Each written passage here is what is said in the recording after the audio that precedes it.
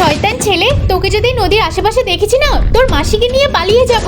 ভাই তুই এই নদীতে জেনে বুঝে কেন হিসু করিস? জানিস তো জল পড়ে রেগে যায়। আরে ভাই আমি তো ইচ্ছে করেই করি যাতে ওই নদীর ভিতরে আমি যেতে পারি, কারণ ওর একটা খুব সুন্দর মেয়ে আছে, ওর সাথে আমি একটু মজা করি। ভাই আমি এবার বাদ যাবো কেন, আমিও তাহলে করি। লা লা লা লা লা, এই তো আমি চলে এসেছি।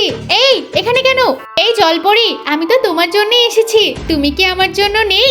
এই তুই আমার মেয়েকে উল্টাপাল্টা কথা বলছিস কেন? তোর না কান ধরে উপরে দিয়ে আসবো। তোদেরকে বলেছি না এখানে না আসতে, শয়তান ছেলে পুলে কোথাকার। যা উপরে গিয়ে থাক, এবার আসলে কিন্তু তোর ওটাও কাটা যাবে। ভাই সত্যি বলতে ওর মেয়েটা দারুণ দেখতে। কি তুই সত্যিই বলছিস? তাহলে আমিও একবার দেখে আসি, তোরা দুজন মিলে দেখলি।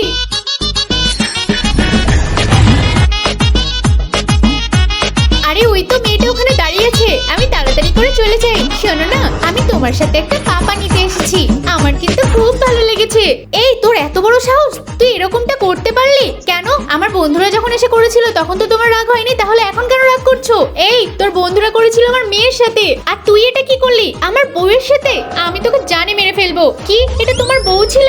হ্যাঁ আমি তোর বউ ছিলাম। চল আজকে তোকে যদি না 12টা বাজিয়েছি, আমার নামও জল পড়া না।